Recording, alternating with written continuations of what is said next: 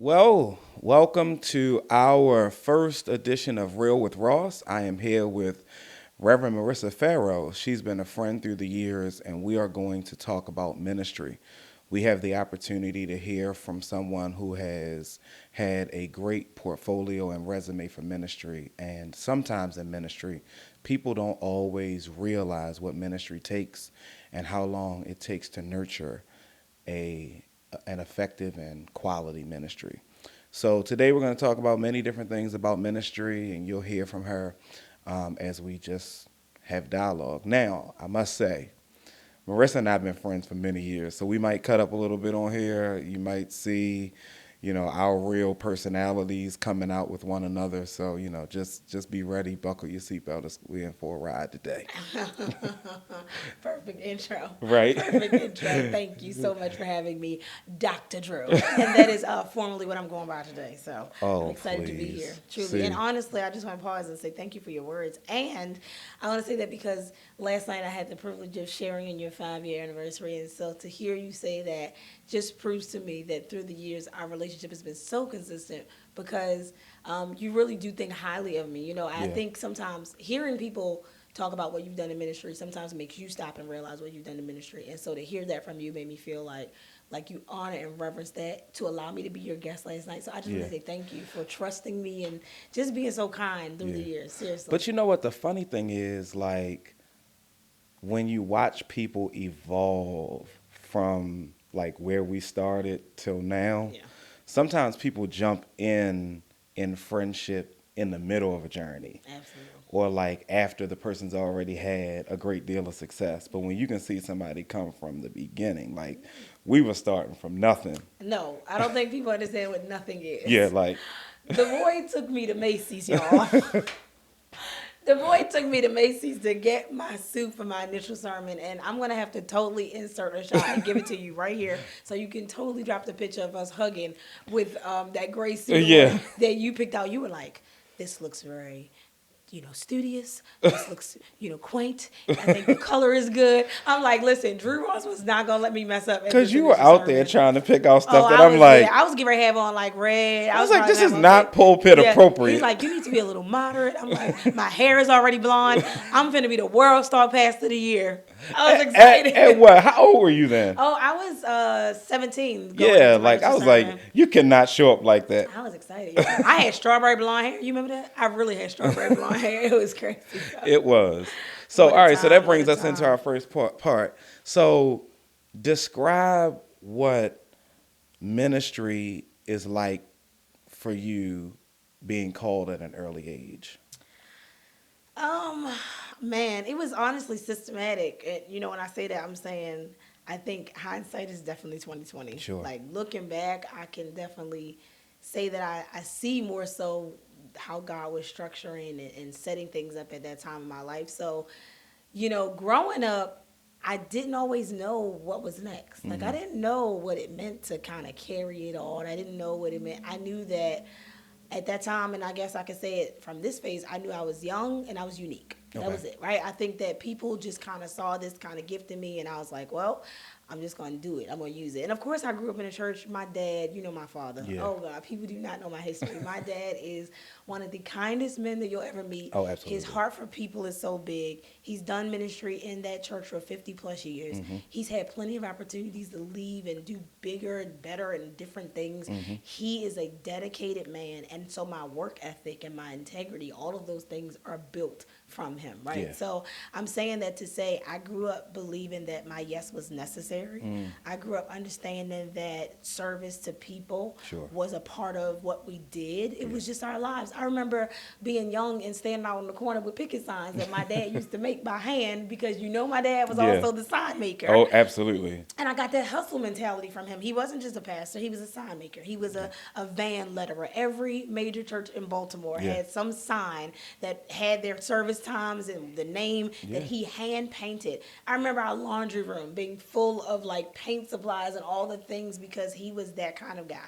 I got that dedication from him. Yeah. So ministry for me was a no-brainer. It was like this is the way that God has taken me, right? And I thank God for praying parents now. I used to think my father and my mom was so old school. I thank God for them rearing me in church because it helped me to understand that there was a calling. That helped me to say yes. That was the first component, right? Okay. It got me through the door. But there came a season in my life where being through the door wasn't enough. I had to be accountable over who I was Yeah. and the things that I was doing, the track that I was taking. And I think that was when God allowed me to end up at Greater Allen Cathedral. Yeah. So, what were the challenges like being called? What age were you when you recognized? So I was 14 when I first like ever did anything in ministry. Like, I did a little exhortation at church and it Okay. was like on fire and people was like, oh my God. And it was like, you remember that back in the day when you used to have to do a little exhortation? Yeah. And it just kind of went left. So, Okay. So, you're 14. Yeah. Your father's the pastor. You're growing up as a PK. All eyes are on you, good, bad, indifferent. How does that create challenges for you when you're trying to come into who you are as a teenager in ministry and just going through life? Well, if the math is mathing, I did my first thing at 14. I didn't preach my initial sermon till 17. Okay. My father held me back a couple of times because I was a teenager. I was still young and wild and rambunctious, and I still was in high school and figuring out who I was. And I mean, I was a child, and I lived that out very much so. And I think now, looking back, I'm like, oh, I realized when I was a child, I thought as a child. Yeah. I had no semblance of understanding of how serious the weight was. Sure. But it didn't hinder me from being prepared. If you look at David, before David became king, he had been 13 years old practicing and preparing. There is a period of curation that God will build in your life. And maybe it's through an experience that's not always so pleasurable. Sometimes it's through the trauma. Yeah. Sometimes it's through the heartache. Sometimes it's through the grief at young ages when you start first. My father was a family guy and he built a family church. I mean, literally for most of my life, my church raised me. I remember what it felt like to grieve as a young girl.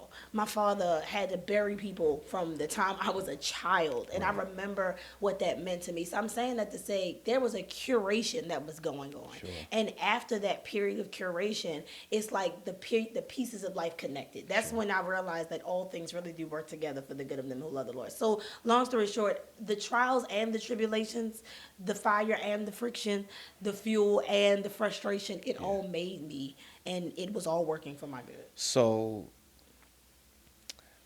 you've had a lot of experiences in ministry as far as people, great people, being catalysts for where you've gone. How rewarding of an experience is it for you looking back that before you could meet any of the people that you've met now that have been trailblazers in opportunities, you got the privilege of having that imprint by your father first? Man, it was like a sheer honor. I mean, I think it's what makes me so grateful today. And I thank God for it because I know, and we know, let's be frank, we know a lot of people who have a lot of opportunities, a lot of platforms is much bigger than mine, who have squandered opportunities, right? I am so humbled by God choosing to nurture me under a man like Robert Farrow. You know him. Yeah. I know him. You know him. There is just something about who my father is that won't let me go so far. So I thank God for all of the names and all of the people and all of the opportunities that I've had, the folk that invested in me. They all mean something to me in such a way. But for God to be so unique enough to send me the guy who has the heart that my father has, I think it's something that will forever root me. Sure. Because there are some things that I would just never do to dishonor my dad. And so I thank God for that. And so I had that opportunity. And I think that when you have that and you have someone who is as integral as him and someone who is built with so much wisdom, and you can sit in a conversation with my father and he oozes wisdom. Those are the things that he instilled in my house. Yeah. We used to pray as a family every night. Like, literally, my brother would be getting dragged out of the bed, like, you gonna come to pray today, right? Up until teenage years, he is that man. And so when people like, oh, the morning cup is such a blessing, I'm like, but maybe it was the midnight prayers that my father put in, and my mother, that's those systems of relationship that God blessed me to have. And I know now that I'm called to a lot of people who don't always have those systems.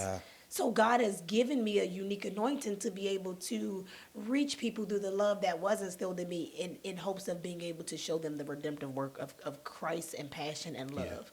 Yeah. So, what was at the early age the rewarding experiences of ministry for you outside of your dad having a thumbprint on your ministry, licensing you, you starting early, like in those formative years when ministry is very challenging? I don't think that people realize when they see younger preachers, you know, I have the same kind of story as you age wise, right? Absolutely.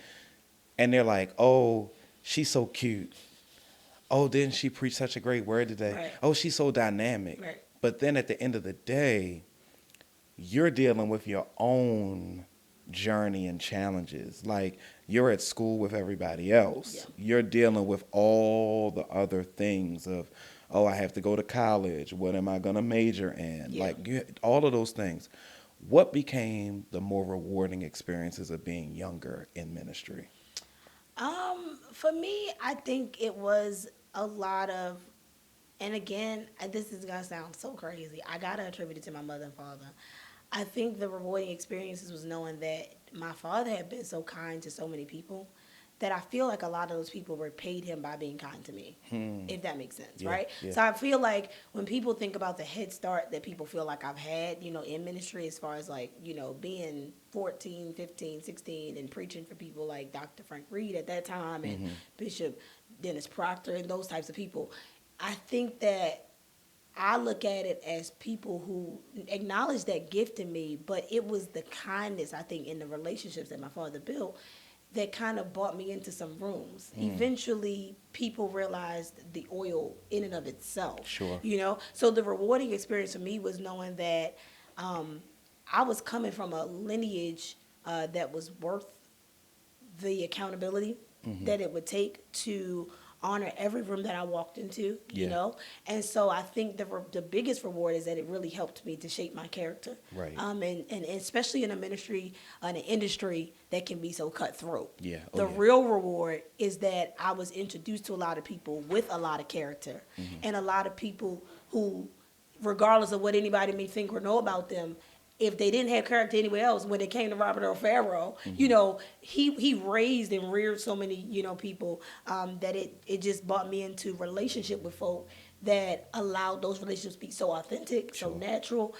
Even my friendships with guys like you guys loved my father. Y'all Yeah. came into, these relationships with him on your own. Yeah. And the way that you all embraced me as a sister in ministry, at that time, it was because you guys knew Bishop Farrow, right? Yeah. And so, I mean, it was honored. Like your dad, I mean, you know this. Yeah. Your dad called me the other week to preach. at the And last minute. but here's the Oh, no, funny no, part. no. My schedule really didn't even allow for me to do it. Yeah. But there was no way I'd have told him no. Uh-huh. I'm just like, And he if, said that. yeah, I'm like, if you get me out by a certain time, Bishop, I'll make it work. That's like, what he said. but there's no way I would have told him no, just because there are few people that I respect and admire to that degree. Like I have a lot of people I respect and admire, but Bishop Farrow is one of those people who, in my early years, I had like that look up to and level of respect for, but also having a closeness to see him, like you said, Yeah. doing a whole lot of different spaces and places of ministry, Absolutely. not just Sunday morning pulpit Absolutely. presence. Absolutely. Absolutely. Because I don't know that I've ever really seen your father not in a suit. Even in Florida, we would go to Orlando, Drew, and the man would at least be in slacks and a button-up Yeah. if he was not in a suit. I don't know if So I've every ever seen time he him in a picked me suit. up from school, even yesterday when he had the privilege of getting on the train to come with me to service with Drew, even though it didn't work out, as we were walking, people were like, "Sir, you look so nice," right? Mm-hmm. And I'm saying that to say it comes down to, when you start to grow into yourself and become who you are, you got to ask yourself the question, what am I going to leave in this earth? Who am I Yeah. going to be? And when you come from someone who has built so much, Yeah. as an individual, you have, number one, you have to have extreme gratitude because, everybody is not as fortunate, right, to be connected or to have that type of relationship with a father. But you also have to know that if you are going to leave any legacy in the earth, at least let it be one that is commendable of, where you come from. Yeah. And so I thank God every day, and I just use that as a point of realization in my life, accountability, truth, honesty. I use it as a checkpoint. So when I want to kind of get out of control, or when it feels like I'm facing those temptations in life, where I'm up against people who make you want to just respond differently, I have to always remember who you are. Yeah. Where you come from. My father's the kind of guy who, to this day, I'm 34 years old. He'll call me and be like, "Where you going? All right, be careful. Yeah. Watch your surroundings." So those small things throughout life are constantly ringing in my spirit, and I just have to use them as a checkpoint every day. Yeah. So describe how your ministry has evolved from that point till now. Elaine Flake. Shout out to my pastor. God allowed me to get to a point in my life where, and I see it, I'm telling you, hindsight is 2020. I look back and I was 23 years old, and I was like so frustrated with my life. I was probably going through depression. I felt like I hated Baltimore. I felt like I hated the people at my father's church at that point, because I was just so young and still dumb and caught up in little stupid stuff. So I just was young and frustrated. And I was like, I'm going to go to school. I'm just going to get out of Baltimore and I'm going to leave. Yeah. I went to go to Livingstone College that year. I was 23. This was in 2013. And Dr. Dennis Proctor, who was my first mentor, he had always told me that if I wanted to go to school, I could go to Livingstone. Called him up. He called, worked it out. I literally up and left my parents and moved from Baltimore. I remember that. And went to Charlotte. And I did it in such a way. I think I traumatized my mom to this day. And I am so sorry if you're watching this. My mom, I think she kept thinking that I wasn't going to leave. She kept saying little stuff like, well, what about your stuff? Or what about this and the third? And before you knew it, I was like, I'm registered for school. I'm gone. Yeah. And that period of my life, I didn't know what I was doing. I think I was on a downward spiral. In fact, I was so on a downward spiral. To be very clear with you, I tell anybody, and I've told this story, and I'll tell it 1,000 times over. I was an alcoholic at that point in my life, wow. and I was only 23. Right? Okay. I remember I was such in a downward spiral. This is nothing but the hand of God on my life, and this is again why I'm so humble to have a place of accountability. I remember driving home from the Hazelwood one night in a storm, drunk. Hazelwood Inn. The Hazelwood Inn. I remember driving home, and this is Wow. how clear I want to be, and I've said this to my pastor 1,000 times over. So we Baptists. I ain't gonna act like we ain't never had a drink in my life. Yeah. I was drunk. Sure. And I'm telling you, like I said, like Baltimore, drunk, right? And I remember my pastor was calling me, and I didn't know her.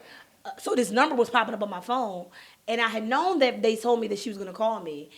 Thank you, Dr. Sandra Riley. She had texted me and said, "Hey, Elaine Flake is going to call you today." And I was like, okay. And I was coming home just depressed, just frustrated. Elaine Flake was calling my phone. I was on the phone with my friend. I was like, "Hey, this has to be Elaine Flake calling me." I was totally out of my mind. And they was like, "Do not answer the phone." I'm like, "I'm just going to tell her I'll call her tomorrow." They're like, "Marissa, do not click over." I'm like, dog. So I didn't answer. The next day I called Reverend Elaine back, and she's like, "Hey, I want to invite you to preach for our youth conference." I'm like, God, what is happening with my life? Yeah. Like, I'm feeling like I'm in this complex of my life. I'm ready to give up with everything, with life, with ministry. I was tired of the 7 last words and the platforms and the competitions. And I was sick of all of it, Drew. So when I left them with the North Carolina, I had planned on being somewhere secluded, minding my business. And I'm telling you, this happened in August that I moved. I started moving like in the summertime. Reverend Elaine called me, and I was going to preach for her in July. So I'm saying that to say I was on a downward spiral. I agreed to come do it. I'll go. I preach for her.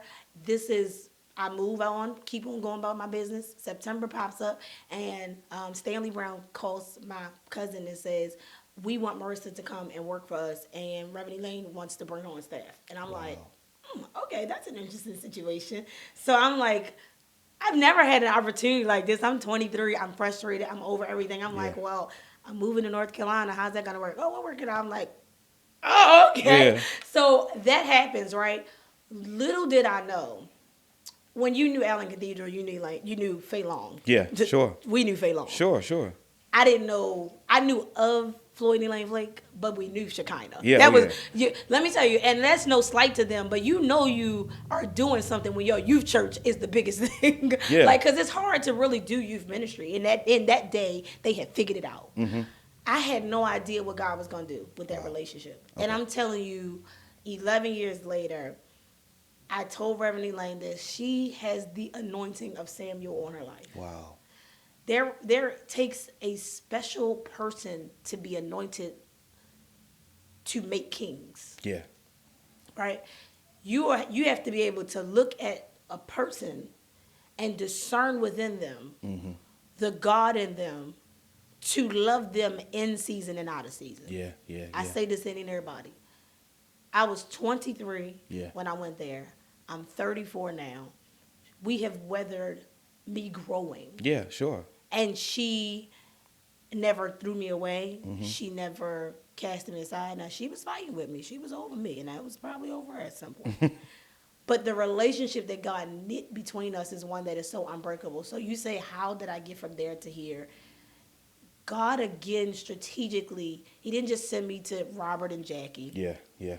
For some reason, he strategically thought that I was unique enough to send me to Floyd and Elaine. But the funny thing is, when you look at your journey, you really see your formative years, couple ministry, Yeah. right? Yeah. Your father, big name in Baltimore, creating a lot of opportunities for people, and then you get put into the same situation Yeah. in another city, Yeah. and you're back to this nurturing couple in ministry that's Absolutely. giving you opportunity. Yeah. And what I love about them is they gave me opportunity, and I always say this, and I think that this is key for anybody to understand. To me, I tell people that being in a relationship with the Flakes was like working for IKEA. I don't think that they ever gave me a full situation, right? I think they gave me tools every day and every year and every season and every situation. And they asked me, what are you going to do with them? Gotcha. I'm saying that to say she always put it on me. She put it in my lap. She made me be accountable. She made me think. She made me go to school. Yeah. She challenged me to a place without forcing me to become. She was trying to figure out, what are you going to do with it? And that's when I had to look at myself and say, when life presents opportunities, you have two options. You are either going to take it or you're going to squander it. Right. And my only real resolve was to take it Yeah. and to become from it. Yeah. And that is how I believe I arrived here today. Yeah, and even looking back at that experience when you went to Greater Allen and you're watching people in your generation marvel at how you got an opportunity like that. Yeah. And it wasn't because of your dad. It wasn't. They didn't even know my dad. Yeah, it wasn't because of any politic and because you had a shot up because of anything. It was really that your gift made the room for you. Made the room, literally. And then you had to steward that relationship on your own without your father being able to be your fallback person. Absolutely. Absolutely. So, and I mean, you've had a lot of opportunities like that as well that have come along. Yeah. Where do you see your ministry as evolving, not just within Greater Allen, but even with the other things you've been exposed to? Like, you've had opportunities that have come to you, platforms that you've gotten on that are solely because in the season you've had the wave. Yeah, I mean, sometimes I look back, Drew, and I'm like, man, how did I navigate that? How did that all happen? And let me tell you when I really noticed it.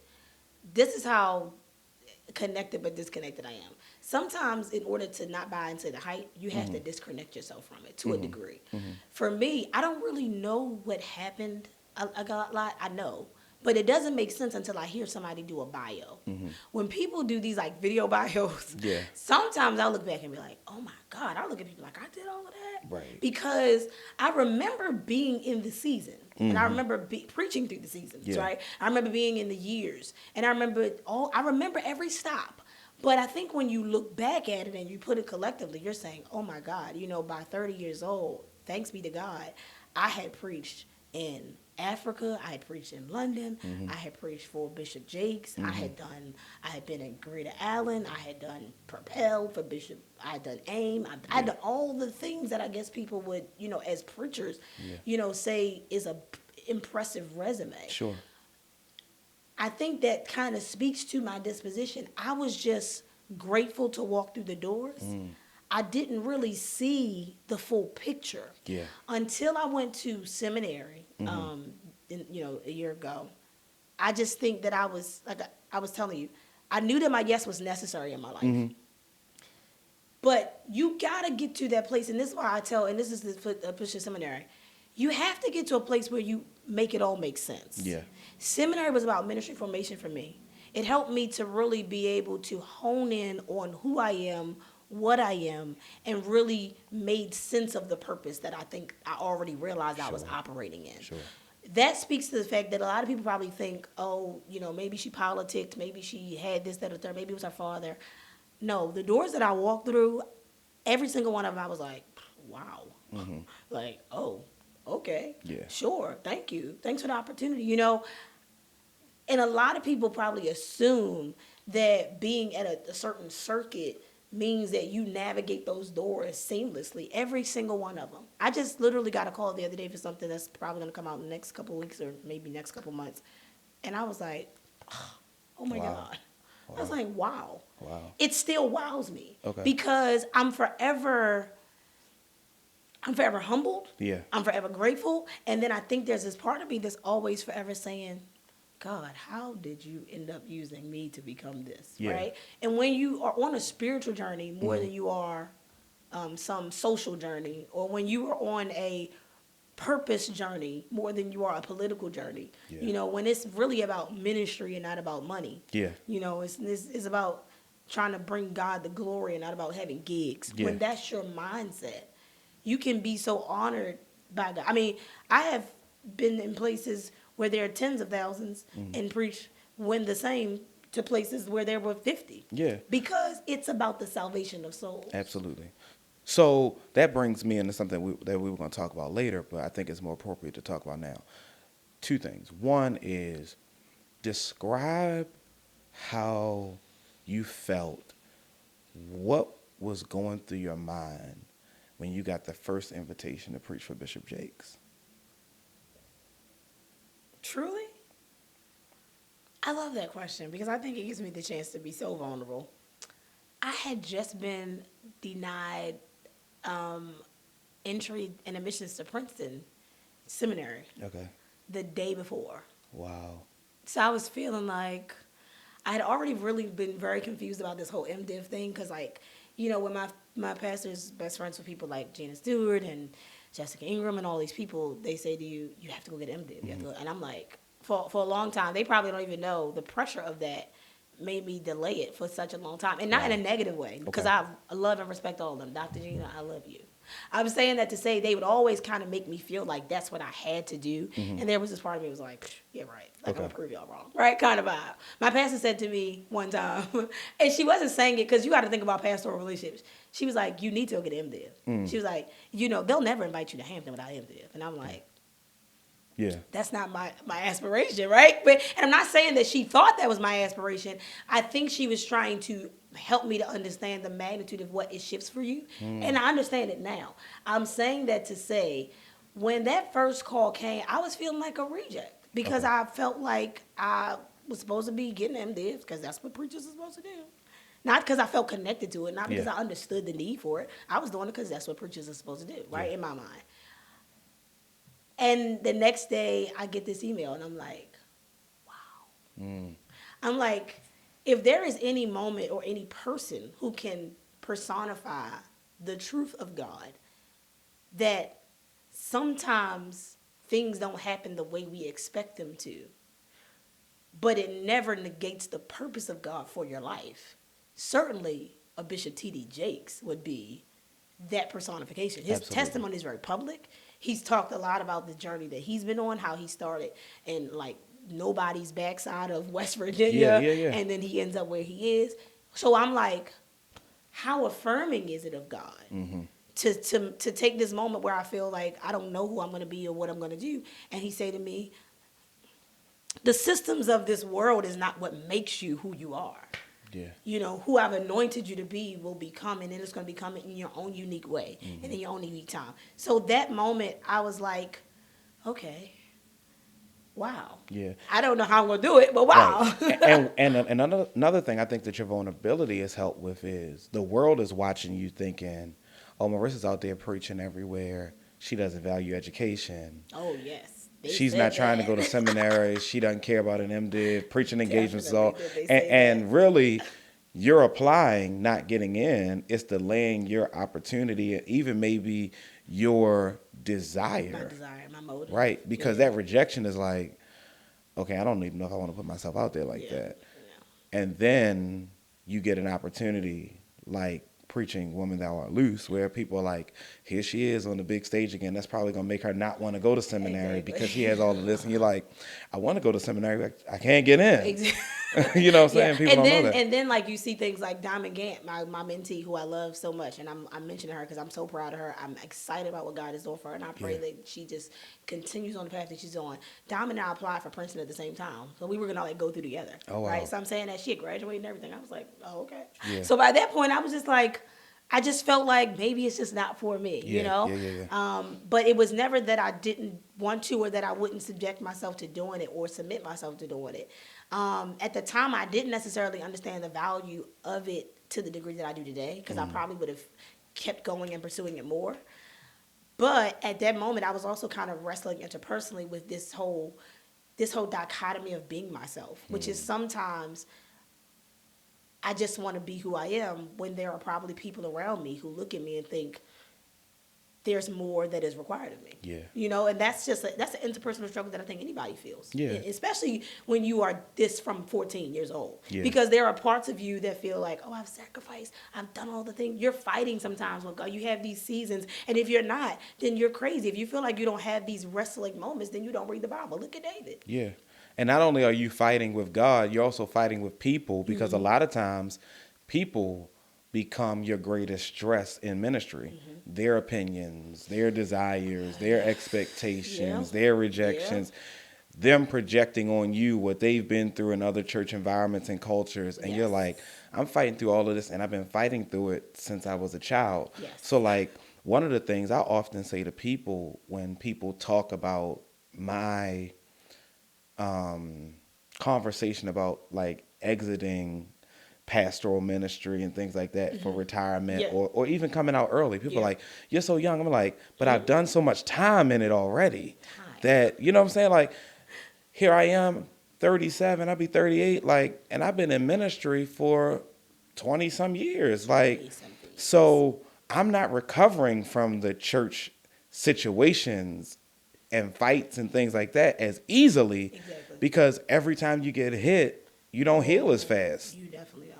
You And- definitely don't. I agree. And it doesn't mean that you don't believe in the entity of the church or any of that. It just means that you recognize and you've come to a point in your personal journey with God where you recognize how big he is. Yeah. There is so much work that I can do as a missions director that can exemplify who God is in the lives of people and make just as much impact as I do preaching in the pulpit every Sunday. Absolutely. There are things that I can do to contribute meaningfully to society in a major way. And some of those jobs are in boardrooms. I think that there are some people who are believers who sit in seats of power in boardrooms who are probably just as important as a pastor is because they are a part of systems that impact our social lives every day. And when you look at somebody like Sam Proctor, who is, the man, the mogul, the ministry that, we are, our degrees are built upon. Right. Learning about his life really, really impacted me in such a way because I recognized that his mission was to empower and make better Black life. And when you really start to form who you are, when you are forced to face what you believe, what you are going, you have to then stop scrolling through life without a plan, and you have to put pen to paper, and you got to start figuring out where am I most impactful. So sometimes that may be a season where that's not from the pulpit every Sunday. Right. Right? I could be better off empowering other pastors on how to pass that maybe in a season of my life than I am being a pastor. Yeah, Right? and the seasons change, and I think sometimes people get stuck in one season, like, even with the road. Yeah. You're on the road, but the road has its ups and downs. Absolutely. Like, for somebody like you who's traveling the road as much, COVID is a big adjuster to your life because you're used to traveling in and out of airports, and now you're home. Honey, home doing a podcast. Yeah. Let me tell you, like, this is our church. Yeah, and if people are not building like you have built multiple streams of income and they think the road is it, Oh, when the road has its ebbs and flows to it, you have no income. Let me tell you something, because let me tell y'all something. Every preacher, every itinerant know that December through March season, whoo, when the churches is closed on that financial calendars, baby, you better have a backup plan here because you still got bills to pay. I'm saying that to say it took me years to go through this to realize, okay, Marissa, prepare your year so that you come out on top, right? Yeah. You have to really, really start thinking about that. One of the things I appreciate about my pastor, for all the things that she challenged me with and the tools that she gave to me, she said to me many years ago, you all do not have the luxury of not being bivocational. She said, some of us did. You all do not. And I took that very seriously. Yeah. And so that creative side of me and that entrepreneurial side of me, I put that to good practice. Yeah, You know? yeah, and we're gonna talk about that too. So the funny thing is when you talk about that December to March time frame, Ooh. I said to my members last week because we had Bishop Lisa Weir for Women's Day, and I counted out for them. I said, I'm so glad I'm off today. I'm not preaching. I get the whole weekend off. I have not had a break in 14 Sundays. Wow. Because I'm preaching through December, getting to the end of the year, January, I'm gearing up. Then we have Black History Month. Like, people are not inviting a lot of people in those seasons. Right. And so you're right. The road does have its ebbs and flows. Oh, yeah. So you just like have to make sure that you make the 9 months worth of road count for 12. Better make it. You got to put it, and that's what I'm saying. You have to have a practice. You got to have a rhythm. Yeah. You got to have a mindset too, because there's a lot of itinerant preachers out here who don't think like that, right? They're not thinking like, oh, let me go ahead and calculate the cost. Like my father used to tell me, before any soldier go to war, let him first count up the cost. We got to make sure that we have enough, reserve, because you can just spend so recklessly. And I remember that. Like Dr. Claudette Copeland told me a long time ago, it's so easy to become addicted to what you do. Like on the road. She said, be careful to not become addicted, because sometimes you get so accustomed to being in that rhythm. And I had to put it in perspective. You think about the people who are our predecessors and people came right before us who we are connected to. Like I know Prophet Todd Hall, right? Todd Hall just turned like 60, I think, recently. Todd Hall has been itinerant, and he's pastoring, but he's been on the road for well over 40 years. Wow. When you put that in real perspective, Yeah. if you have been uniquely anointed to have that kind of grace, and I'm not saying that maybe I'll have the 40 years. I'm saying you look at the probability or possibility of that. You have to think, how long could someone technically really do this, right? Yeah. And you got to be able to put yourself in a position where you make that make sense for you, so that whenever that time period does come, you've made the most of it, and you don't find yourself in a situation where we've seen other people end up, and you like, oh, we gotta find some money to bury people, right? When you're trying to do that. And then how do you steward your life while being on the road like that? Because I think one of the things that the glitz and glamour of ministry, especially in this social media age and world, does for people is it makes them desire certain things in ministry that they don't know what it takes to steward. Yeah. They don't know what the sacrifices are like. They see you preaching, they see you saying, I'm up the next 7 days straight. And you're traveling from city to city to city, layovers and flight delays and not being back home and living out of a suitcase and, navigating all of those things and getting older. Yeah, and getting older. So health challenges Right. come in at 30 plus, yeah. Going to sleep late, getting up early, being out all day long, preaching again, being fresh for the next day in assignment, while also stewarding mom responsibilities, Absolutely. And I mean, you'll tell us about that more in depth, because I don't want Absolutely. nobody to think you out here just having Listen, kids. Reverend but- Elaine always like, Marissa, when we talk about this, we have to put this in perspective. Yeah, So, yes, yeah. well, but I mean, it starts with discipline. After I went through this season of my life where I was not well in my body, I was physically depleted. Anybody who pays attention to me or follow me saw that I was like down to like frailty. Like I felt like my face was looking skeletal, and in spite of all of the rumors that the people had put out. Do you want to talk about that? Listen, okay. One of my brother friends, and I won't call his name, but he's a Baltimore brother, and Okay. he was being funny. He texted me and said, Marissa, do not lose another pound. He said, you look like the people outside of Lexington Market. So if you are from Baltimore, you know that is not good territory, okay? You going out there if you're trying to get something strange for some change, okay?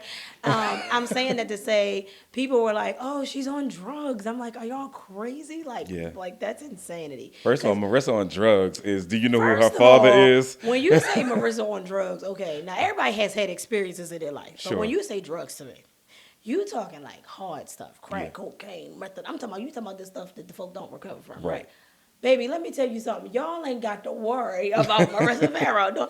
But I went through this season of my life where I wasn't well, right? And and I'm gonna talk about this because I'm also segueing into some other stuff. Women, black women, we got to be mindful of what's going on in our bodies. I went 2 years and didn't know that I had fibroids, and so it took me to get to a place where my body was completely depleted. I'm you talking about on the road preaching. I was draining life out of me and didn't know it. Yeah. I'm saying that to say I was to a place where my iron level, I was considered chronically anemic. So while people were calling me a drug addict, I was chronically anemic, and I literally had zero iron like in my system. I was like for over a year I was like going through, I couldn't eat, I was going through all these manners of things, like it was bad. People don't even know. You talking on the road, I was on the road for a year and I would run out of people's pulpits before I had to preach or after I had to preach, and I was vomiting, like I was literally volatilely ill. Yeah. And I went through that season, and when I finally got my health back after going through 5 weeks of iron infusions, anybody who knows that, you're sitting on 2-hour bags with people who are having chemo, and I'm sitting in there while people are last bell ringing their chemo, and I'm like looking at life and putting in perspective how, frail our bodies really are. Yeah. When I went through that season, I developed a discipline that was like none other, right? So now you see me in the gym, and now you see me working out, and now you see me working on my diet and all those things. And those things are very, they're very rhythmic to me. Like they're in my system now. If I don't do them, I almost feel out of rhythm, because I recognize how serious it is to be on top of the things that you deal with. On top of that, I feel like that gives me a discipline. The discipline of my body gives me discipline in my life. If I can keep my body together, right, that to me, I can do anything. I can ignore temptation. We were just talking about this. I can ignore frustration.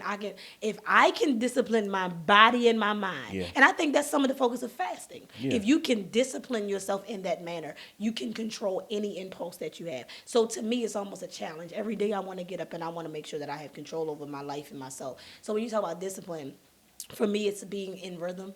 It's being focused. Right now, I know where my focus is. That's finishing school. I'm very focused on that right now. Also, raising a kid will change you in ways that Now put some unheard. foundation on I this. am. I'm going to tell you. So, in 2021, the Lord just unique stories that apparently happened in my life. There was a young lady who I love now, who I have a great dear relationship with, and she's a great friend of mine, and I respect her dearly for the journey that she's on. But at that point in her life, she was in a bad place, and at that moment, she needed some help with some things, and I ended up being able to help her. So I ended up with this child, okay? It wasn't my child. I did not have a baby in the pandemic. I was not pregnant. I've never been pregnant, thanks be to God. I'm saying that to say I've had him since he was 2 months old, right? So he came into my home. I had begun, helping to raise him with this village of friends that I have, and I have to this day. But at that moment, of course, until now, I have the primary, guardianship over him and things of that nature. I've had him since he was 2 months. He will be 4 in November. He's a fantastic little child. He goes through all manners of things. He owns my world. He owns my life. But that season took me into a place of my life I never thought I would be. The compassion that you have to love a child, the patience, the long nights, the tears, all the things that it takes to bond with a child, to deal with all the things, and then to go through the emotional ups and downs of, at that time, she and I didn't have a very clear understanding, because she was like wherever she was in her life, so you also investing in a relationship that you don't know if any given day can be snatched from you. Sure. That was hard, but I knew that this child needed the home that I could provide for him at that time. So she and I have since established a relationship. So that is my heart, that young man. And until God says otherwise, I'm going to raise him. I'm going to steward this assignment, because his story is so unique. And I think that for God to allow me to be a part of that story gives me, again, 2 options. Either you're going to take it or you're going to squander it. Yeah. And when you look at this kid's eyes, you would much rather say, I'm going to be a part of whatever miracle God is making in your life and has allowed me to be a part of that, than to, be reckless Marissa, who would just, want to do whatever Marissa wants to do. Yeah. So he keeps me very disciplined. I'm home home 5 nights a week, cooking dinner, putting people to bed, changing underwear, potty time, all the things that you do in Yeah. parenthood. So it's been a great benefit to me. I will say this, and now I'm leaning on friendship for years when I Yeah. say this to you. I think that when I saw you with him, first I was like, "Who's this kid that Exactly. Marissa has?" Y'all told me I couldn't even have a dog. Yeah, I Y'all was told like, me I would never have a dog yeah, with I was my like, schedule. "Who is this kid Marissa has?" Like, she can Somebody have must a have dropped their dog. kid off to Marissa for the weekend. Literally. And then you text me and said, "You know, you have a nephew," and I'm like, Yes, child. We got a baby in this house. "Yeah." I We was want to raise like, this child. but I'll tell you this, and I probably never said this to you. I think that was a turning point for me for how I saw you Wow.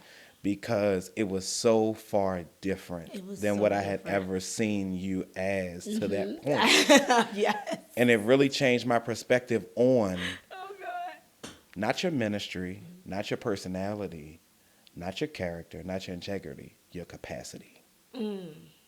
Wow. That's deep. Because That's good. caring for and taking in a child, through those kind of means shows you a person's capacity. Like we already knew you were a great preacher. We already knew you can handle road life. We know you out for a good hang. Like we friends, we fellowship, but to see you step into that so boldly, so seamlessly, so compassionately, it really did. It really showed me your Wow. capacity. Wow. And I appreciate that. One season of my life, I believe God is going to release me to talk the entirety of his journey, because the capacity piece, people have no idea. Yeah. Like, I have gone through many, many seasons and phases with this kid in just 3 years. And it really showed me my capacity. I think that the easiest part of this journey with him was being able to look at the start of our story and say, I needed you more than you needed me. Wow. And that was what I think. Because the things that have happened for me in the last 2, 3 years, I don't think I would have been able to grasp the capacity of them without having become who I am to that child. Yeah. And that's the blessing that, I believe is in it. So let's go back to the road for a second. So young Marissa can travel the road, go whatever, no child, No no child. responsibility No that's limiting responsibility. you. Now you become Marissa with a child, Marissa with full-time And responsibilities. a single parent at that, technically. Exactly. Like, yeah, Right. it's Like a lot of work. now you're trying to manage road, itinerary, invitations, expectations. How do you manage all of those things in one swoop? Because a lot of times people are seeing road preachers unmarried Yeah. or older, grown kids, or with a spouse. Yeah. And that story is so different these days, right? And I mean, it's people like, Danielle Brown that give me hope. That one day, people won't look at your married status Yeah. as an ability to be an effective leader, So shout out to Danielle Brown for that. Yeah. But, I just think that to me, I'm learning. It definitely takes a great deal of thought. It takes intentionality. It takes discipline. That's why I'm saying I have to be rigorous every day. We have this rhythm. I know that it was sacrifice. So there are a lot of things people don't even know. For many seasons, I've had to deny a lot of invitations. Just for this season alone, I've stopped taking Sunday engagements because my obligation to me was to be near my pastor during her retirement transition. So I'm saying that to say I'm in a selfless season. I'm in a place where I just feel like I don't really care what it's going to cost me. God sent this child to me. God sent me to Alan. He's going to have to take care of anything that I could concern myself with is going to lack. So I know that God is going to expose me to another level of who I can be, right? I know that I'm not tied to the road life because I've allowed myself to transition for the sake of Shamal. I've allowed myself to transition for the sake of my loyalty to my pastor, and those were both self-made decisions, right? Yeah. And God, has shown up, and my testimony is I've never seen the righteous forsaken. So to me, I almost was pushed into seeing myself be able to transition into other ventures. So I don't know what this next season is going to bring, right? Yeah. You know, everything is changing. I was about to say, everybody's leaving. Everything is changing. But I know that I've allowed God to show me that He will handle whatever I cannot handle. Yeah. Now I'm Yeah. going off script for a second. We ain't talk about this. So if it's not, Let's go on script. yeah, if it doesn't work, We'll edit it out. I'm kidding. yeah, I'm yeah. joking. If it doesn't work, we'll edit it out, I'm kidding. right? I also want to talk about ministry, not just with personal health, but also ministry with personal situations with parents and health. You know, I watched a very different Marissa when you filled in for our Women's Day that year, and you came into my office, and I'm like, "How you doing?" You know, and I hadn't talked to you for a little while, but like you were pinch hitting for me. Shout out to you. And I said to you, "How's your dad?"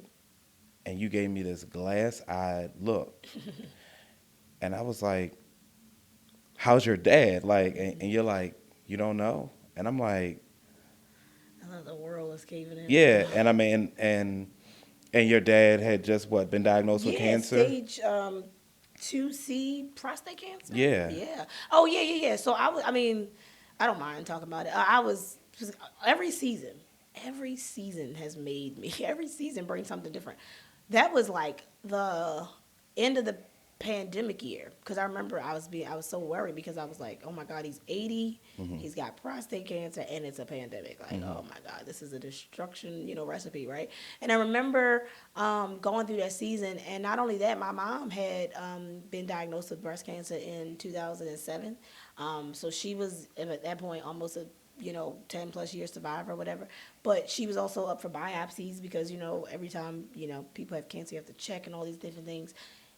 That season was rough. I was terrified. But Lord knows my father's built Ford tough. yeah, Because I was like, you got COVID doing chemo, doing radiation, and he's still. They were like, well, he's over 80, so we don't think we should take the whole prostate because at that point it's risky and whatever. So they're like, oh, we have to find another way. So at that point, I'm like, oh, the cancer's not going to go anywhere. Long story short, the season was very rough. And it was just, but it also made me, because I remember, like you said, I gave you that glass eye look. I remember in that season of my life, oh my God, I was in such a weight of depression. I could say that I probably felt as out of control in that moment of my life as I did when I left to go to North Carolina and ended up in New York. Yeah. So when I was just that depressed that I left Baltimore, that's how I felt when my dad was sick. I felt like it was the beginning of the end. Yeah. And when you start to feel like that as a human being, you just start collapsing. Like, I don't even think you can stop yourself from collapsing. Even if you wanted to say, well, maybe it's not as bad as it seems. At that moment, you just think the absolute worst. Yeah. And I was caving as a person. So I went through a whole nother season after that. Like, I remember being just heavy and being weighty. And here's what you're saying. How do you deal with it? I am very open in this season of my life. Let me tell you something. That season of living with secrets and all of that stuff don't work. It ain't saved nobody, it ain't helped nobody, and it ain't kept nobody yet. My goal is to be as transparent as I can be about where I am, because I like that people in the Bible were transparent with where they were. Sure. I like that David was honest. I like that Moses was honest. And I like to look at myself through the lens of those people. So when I'm saying I was going through a season where I was like mad with God and I was doing whatever Marissa wanted to do, I was going through that season. But I remember saying to Reverend Elaine, like maybe a year or two later, I was like, listen, I lost my mind a little bit. I found myself in a space that I didn't like to be in.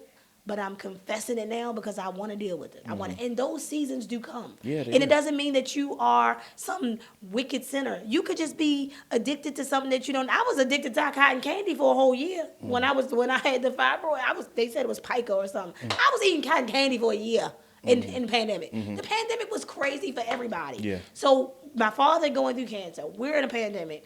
Oh, I went to very dark places. Yeah. I went to very dark places. yeah. And then even I'm pushing back to the ministry piece because people, I really believe people in this generation are mesmerized by the road. Oh. Like everybody's seeking a schedule, right? I mean, it's not many people who can do a good job stewarding wherever they are in ministry and not That's trying to create absolutely what they're true. not. Yeah. And then you also have to deal with your dad's illness Mm-hmm. while also dealing with the things that were going on with your mom, Absolutely. right? And still travel, preach, Yeah. be strong in the Yeah. pulpit, Yeah. not let the Marissa Farrow preaching brand Yeah. I used it. I collapse. used the friction as fuel. Yeah. And so people who hear that sermon that I preached at Bishop Brandon Jacobs Church, New Zion Temple, people hear that sermon, and to this day, I was there Sundays. They were like, Marissa, that sermon, that sermon. Those sermons that you guys hear from me are birthed in tribulation. People all the time. You talking about mesmerized by the bro. I think that people look at me and be like, "Oh, you are such a great preacher," and I'm saying, I don't really think I'm a great preacher. I think I'm just an honest person who's very good at orating. I can do it. I got the structure. I got the theology. I got the thing, right? But I'm telling you, I'm preaching out of what I'm dealing with. I'm going through these things in my personal lives. These are things that are birthed out of situations. So the question to ministry, how you deal with it, you preach from the depths of your soul. You allow your ministry and your brand to be a living reflection of your relationship with Jesus Christ. I'm telling you every day we go through this thing. Yeah. I'm telling you every day I need the patience that God gives. I need the prayers that I can have to ask God. People say, how do you build the words for the morning cup? Because I need God to help me with my habits. If you don't help me, I have a tendency to procrastinate. Right. And if you don't help me, I have a tendency to be fear of my own greatness. If you don't help me, I'm going to shame myself out of believing that I can be who you called me to be. Yeah. So every day, what people hear from me in any capacity, whether it's the morning cup, whether it's the prayers, the podcast, whether it's the sermon, you've heard something that is a reflection of my relationship with God. Yeah. And you're multifaceted. So like let's talk about that. How did you come up with the morning cup? I want, I was trying to I was going through this thing. I'm like, I hated the way that my content was going at the time. And I was like, I want to do content that's, real based, but I want to do something that was more like inspirational, whatever the case it be. And I was like, what do we need every day? I was like, I'm going to pray. I started using these coffee backgrounds. So I'm like, let's just start your day with prayer. Let's just do something to start people's day with prayer. And I just started it, and it just picked up, and people were like, the morning cup. And I'm telling you, I was somewhere last week. In fact, there's a couple people in my church who are like celebrities, right? And there were some people that were there with them. They were family members of the celebrities, right? And the woman said to me, I didn't even know her, but I preached at the church, so she probably knew me. But she came to me. She was like, "Oh, Reverend Marissa, so good to see you." She was like, "And I just want to let you know, I sent your morning cup to my girlfriend. She was suicidal, and I'm telling you, your morning cup blessed her."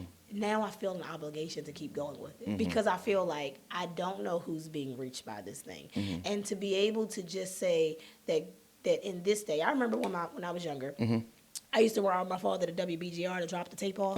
WBGR, the greatest gospel music. Right? So I remember that. I remember dropping the tape off. PK That was their stuff. medium. Yeah. That was their platform. With the platform that God has given us and the medium He's given us, we have the potential. I have like at least 3 prayers on my page that have reached 1 million people. We have the potential to reach people every day in some kind of way, right? My only job in reaching people with the morning cup is not for views.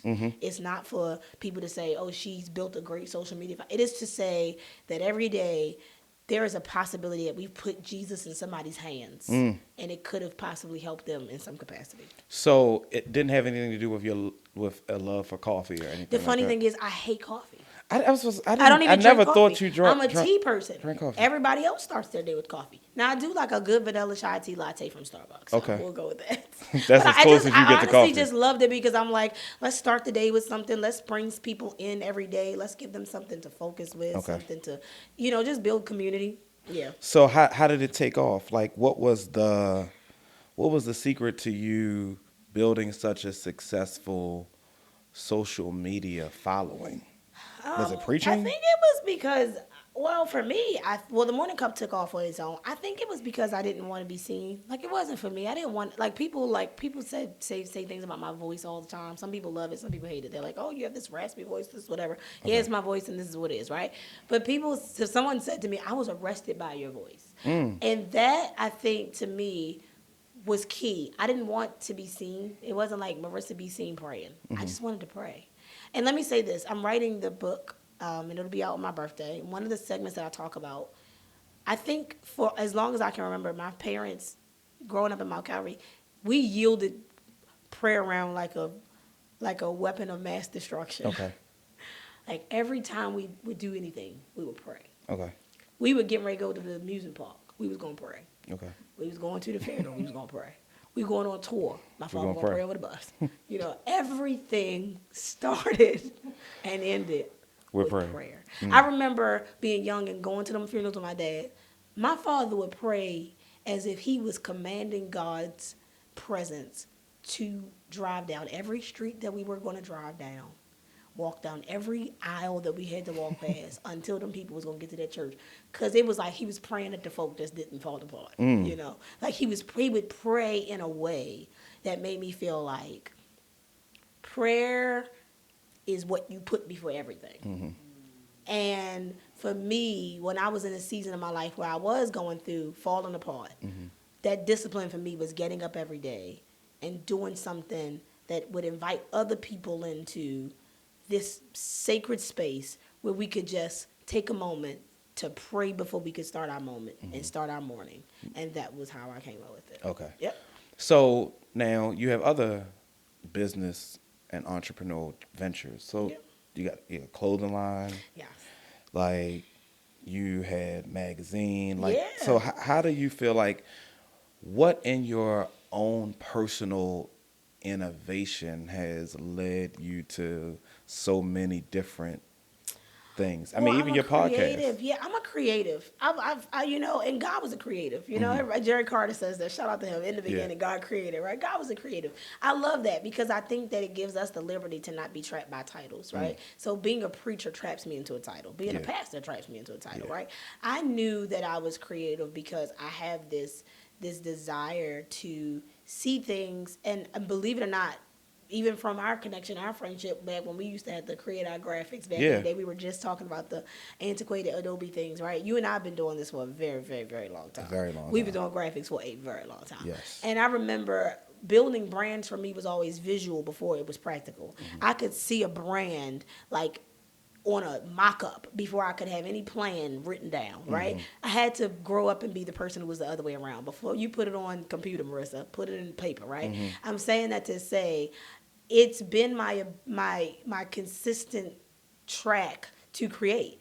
And I'm a creative. So in pandemic, right, and when you're a preacher and you also a hustler, like I told you, my dad was a hustler. He was a sign man. He was all the things. I was not going to be moved by whether I was preaching or not. In the pandemic, I was doing Nike socks. I'd like to dye. So I would take the white Nike socks and I would custom dye them. People were buying them from my mentee. So my mentee wanted to set up a business. I was helping her. When I discovered that my passion was for that, like I just enjoyed it, I translated that into what product I wanted to be a part of, the representation of my ministry, right? Because, a lot of people back in the day, they wanted to make extra income on the road with ministry books. And I'm like, everybody ain't supposed to write a book. And Technically, I'm not CDs. proud of my first 2 books, technically. You know what I'm saying? I was young. We were just, trying to do something. I wasn't fully proud of it. I'm proud of the work and the labor. But yeah, I would have wanted to do it to another level of excellence when you get to that stage, right? So now I'm saying that to say, I'm like, every time we go on the road, we are exposed to at least 20 to 2,000 people, depending on where you're going. Right. If God has put you before these people, and people have already unlocked that it's okay to, sell ministry resources, brand connection, whatever. God, how did Mary Kay do it? Baby, somebody had to get in front of people. You are in front of people. Right. What are you going to make your thing that people can identify with? So when we came up with the Melanin and the Holy Ghost shirts, I had did this like faith over fear thing a while ago, and somebody tried to like sue me. I'm like, oh, faith over fear. Everybody says that, I'm sure, right? I was like, what is this thing about me, right? And I did this thing like I'm black and I'm proud. So we came up with brown. I wanted to celebrate the colors of our culture. At that time, I was when I launched Brown, I was a part of Until Freedom with Tamika Mallory, which I still work with them. We were doing BriannaCon. When Breonna Taylor got shot, we were marching. I was in the movement. I'm like, I'm gonna launch this clothing line to celebrate the colors color of culture. I won't Okay. use any white products. Like I was so like movement bound, right? But I've developed it over the years. I fine tuned it. I stayed with it, Okay. and yeah. So, have how have you gotten your brand out there for people to purchase? Is it through ministry engagements? Are people are people coming to it through social media? Yeah. So you Like, got to have a long term plan, right? And my long term plan is so I do have a website. You know, people can buy and purchase on website. give it to them. And through that, www.brownxmarissa.com. And through that, you can, purchase. In the same regard, you can follow on Instagram. Those social medias lead right to the sales of those, point of sales at this point. But the other thing is the long term plan is to build the brand representation by connecting people who encounter in my ministry, who experience me, who know me as a minister, and now can see me as an entrepreneur, being a part of that brand. I think it's people growing with me. It's so many churches that I go to over the years that have me back. So I think when I am meeting people who are now making themselves aware of the brand, I think in 5 to 10 years I'll look back and I'll be able to say, oh, I built something as big as like God is dope, Yeah. And I'm talking about, or even bigger, and even faster time. Right. But I'm saying that to say my goal is to, do brand awareness. So yes, if you are anywhere that I am, you'll be able to find a custom hand-dyed shirt. Every one of them is custom made. Every one of them is custom dyed. No two of them are the same. And that's what I think the value is and what I Okay. like to bring to the table. So, unisex? Yes, absolutely. Okay. Yep. Hats, unisex, t-shirts. We got a dope pair of socks that's coming out right now. So we're working on building some things, stretching the line. So it's Okay. going to be great. Yeah. All right. So, we'll wrap up with this one. Two things in no particular order. So, you're preaching Hampton, which is a major platform, especially among preachers. I mean, Hampton Ministers Conference has 100-plus-year history. You're the youngest woman. To my knowledge, I am the youngest woman in 110 years to ever Yeah. do it, and that is that was an epiphany in and of itself. Yeah. So yeah, thank you. You're completing seminary, but hadn't completed seminary at the invitation.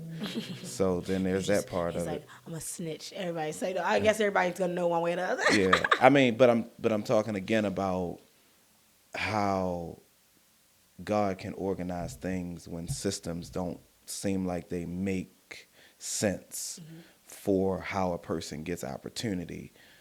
Describe again, we did this with Bishop T.D. Jakes, but this is a different kind of conference. Oh You yeah, know, this is.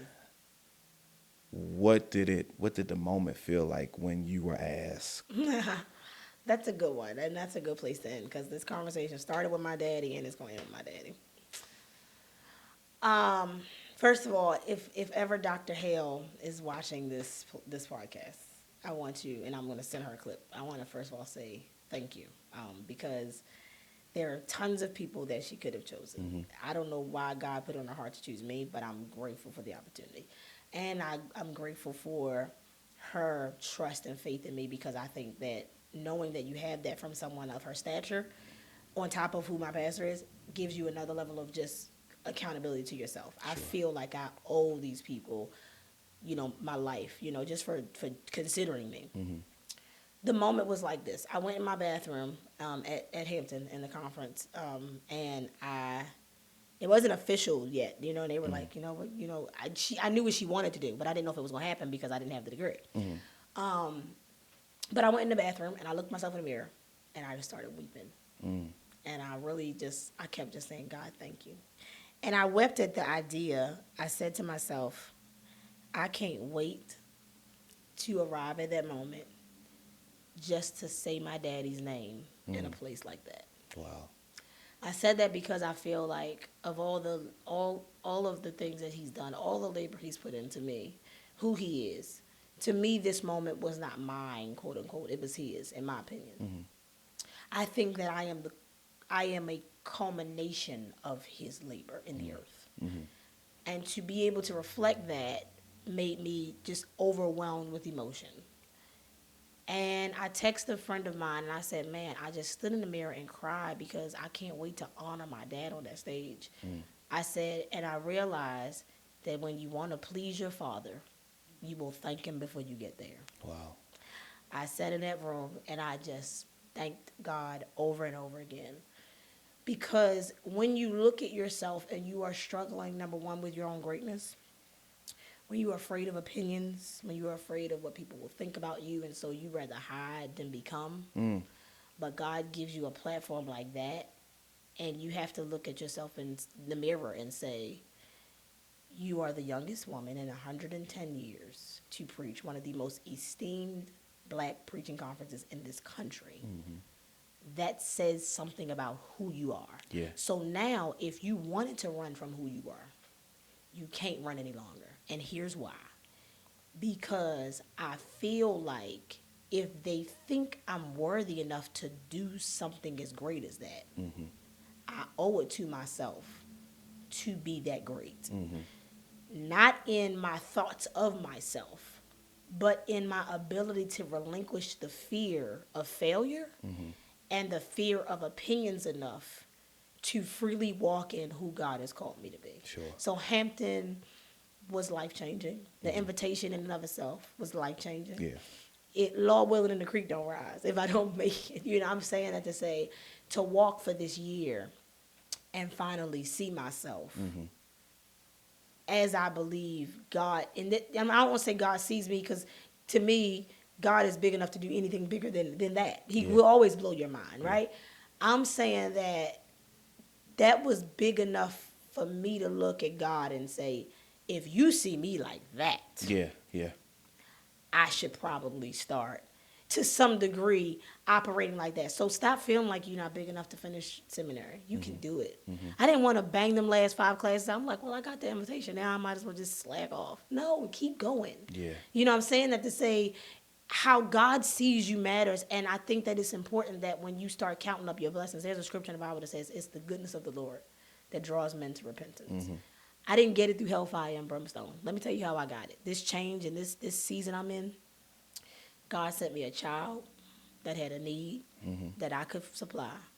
And God sent me an opportunity that made me look at myself and say, maybe what you said about me. Maybe I looked at myself and said, my capacity is bigger than I knew. Yeah. You know, that was that moment where it's like the pieces clicked. It all came together. So I want to say this. That was the reassuring factor to me. And in case there's somebody who's wrestling with this in their life, that all things really do work together for the good. It wasn't because I got to do Hampton. It was because God wanted me to reach this place where I could trust what he's doing in me enough to be effective at what he wants to do in me. Because you can't do the will of God if you're busy questioning if you're big enough to do the will of God. If you're strong enough, if you have the capacity to do it. So it was life-changing for me. And thank you for allowing me to express that to you. Yeah, and we're looking forward to hearing you too. I'm looking forward to doing it. I'm be in the seats. I'm looking forward. People are like, are you nervous? I'm like, I have so many bigger things going on in my life. You know, Hampton is big, but I'm like, you know, all these interpersonal things are going on emotionally. I'm like, I can't focus. I mean, I'm focused on it, but I'm like, I can't put too much thought in it. If you do, you're going to go crazy. So, you know, do what you can do every day. Get through seminary. Get through Dr. Blunt, VUU.